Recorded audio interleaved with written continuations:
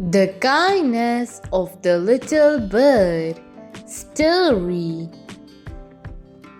Once upon a time, there was a small bird named Tweety who lived in a big forest.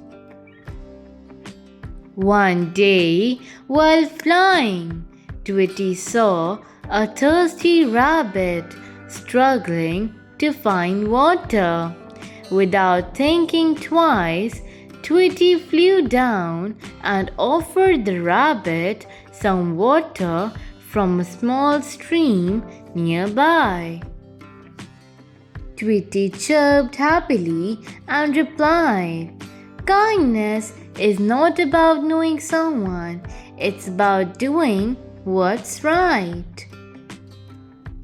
As days passed, Tweety continued to help other animals in the forest.